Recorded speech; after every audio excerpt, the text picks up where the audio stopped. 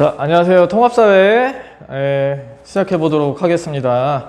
저번 시간까지 시장 경제를 위해 필요한 시장 참여자의 역할, 시장 참여자는 뭐라고 했냐면은 우리가 앞에서 말했던 경제 주체라고 얘기를 했었어요.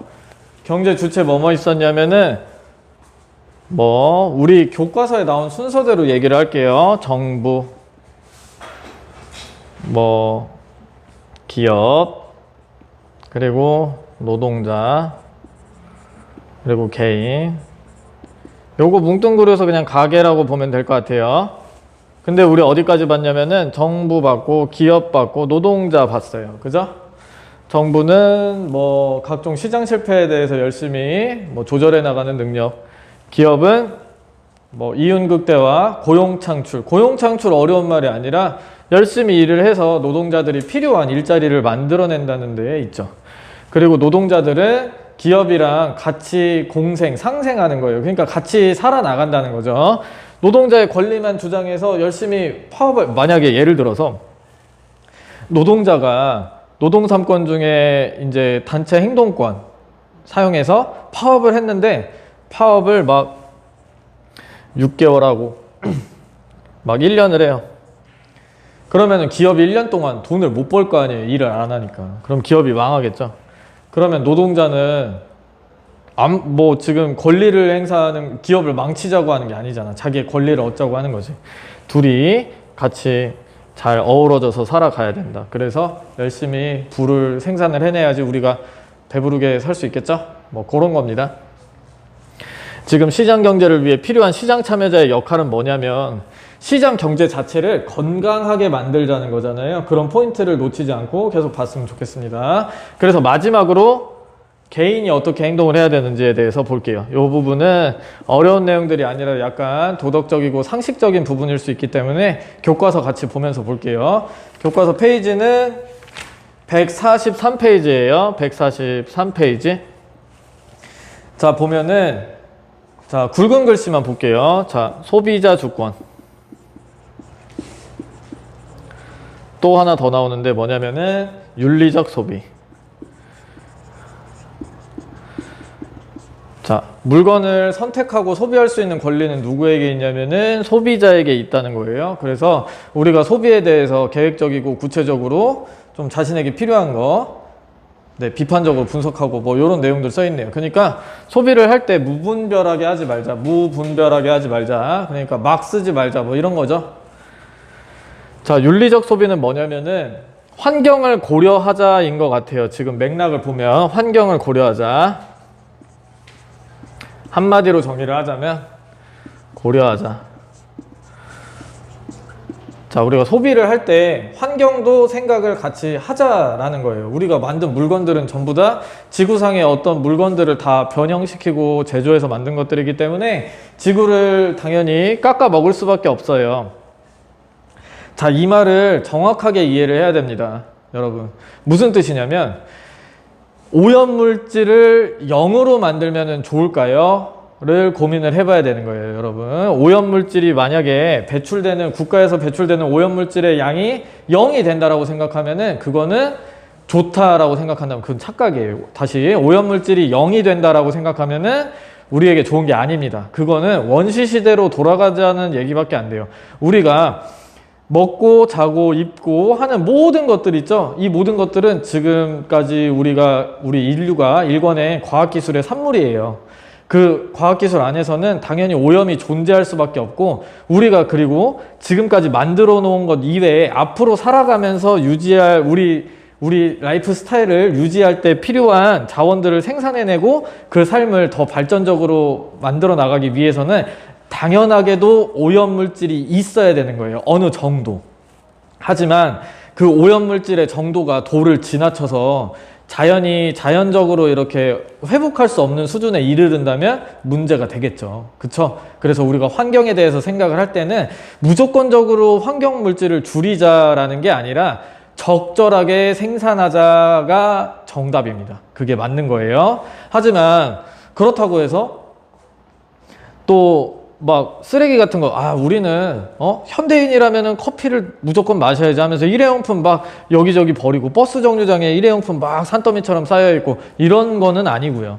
또 그렇다고 해서 환경에 대해서 무조건 환경을 먼저 생각해야지, 인류는 환경의 밑에 종속되어 있는 그런 자그마한 뭐 존재일 뿐이야 라고 생각을 해서 환경만 우대를 해서 우리의 생활 자체를 다 원시 시대로 돌아간다면은 그건 이단원에서 얘기했던 환경 파시즘적인 생각이라고 볼 수 있겠죠. 그러니까 적절하게 소비하고 적절하게 균형 있게 생각 있게 분별 있게 행동을 하자가 포인트인 것 같아요. 자, 그러면은 오염물질 배출이 0에 가까우면 우리가 행복해진다라는 말은 O예요, X예요?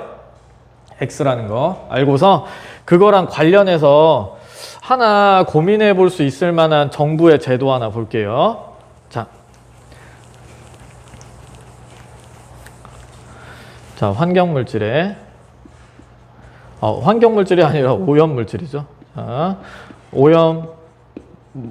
오염물질의 배출. 자, 오염물질의 배출이 0이 되면 좋다고요? 아니에요. 어느 정도 배출이 되면은 어느 정도껏 배출이 돼야 좋다 그랬죠? 그러면 그거 조절을 누가 하지? 상식적으로 생각하면 여기에서 그 조절 누가 해야 될 것 같아요? 정부, 기업, 노동자, 개인이 나서서 조절을 하면은 될까? 아니에요. 힘들죠? 노동자는 힘들죠? 왜냐면은 기업이 사장님이 지시한 대로 하기 때문에. 그럼 기업이 조절을 하면 되겠네. 아니죠. 이윤을 극대화하기 때문에 아닙니다.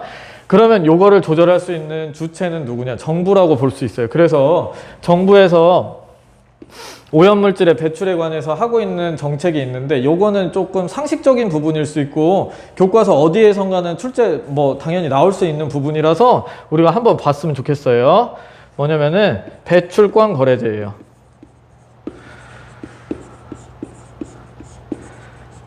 자, 배출권 거래제 잠깐 보고 갈게요. 뭐냐면은 정부가 오염물질을 1년에 배출해야 될 양을 정해놓고 모든 기업들한테 이 증서를 주는 거예요. 자, 여기에 오염물질 1톤이라고 써놓고 이 증서 한 장이 있으면은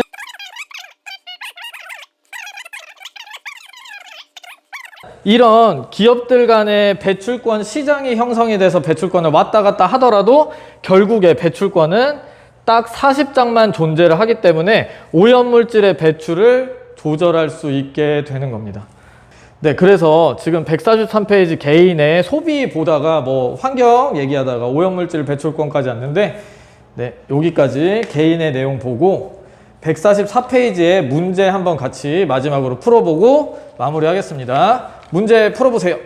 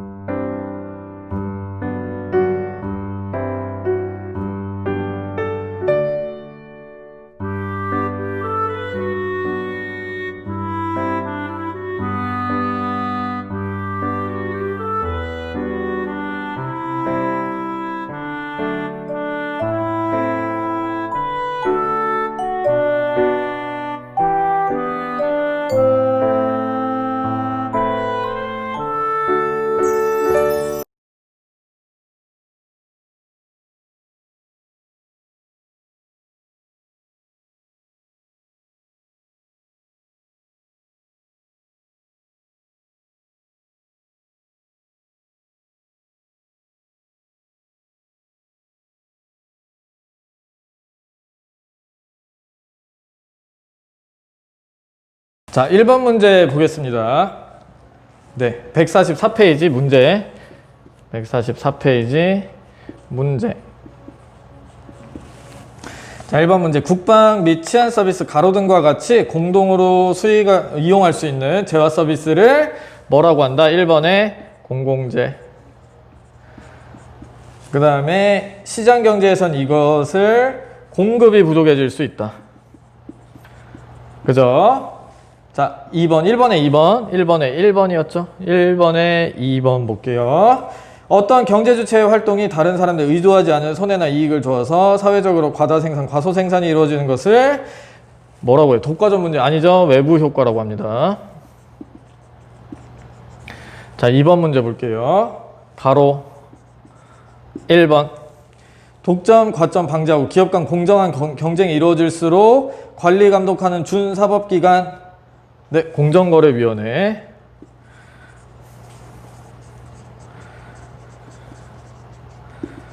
네, 뭐 줄여서 공정이라고 합니다. 뉴스에서는 이런 말을 많이 쓰기 때문에. 자, 2번. 아니죠. 가로 4번이네요. 가로 4번. 가로 4번. 노동자의 주요 권리로 단결권, 단체 교섭과 단체 행동권을 통틀어 이르는 말. 노동 3권이 되겠죠. 자, 세로 2번. 기업가가 위험을 감수하고 새로운 부가가치 창출을 위해 도전하는 정신. 기업가 정신. 나머지는 뭐 3번이겠네요. 세로 3번. 생산물 종류와 수량을 최종적으로 결정하는 권한이 소비자에게 있다는 말 뭐예요? 소비자 주권입니다. 네. 3번 문제는 서술하는 거니까 각자 답을 한번 적고 생각을 해봤으면 좋겠습니다. 네, 오늘 수업은 여기까지 하겠습니다. 감사합니다.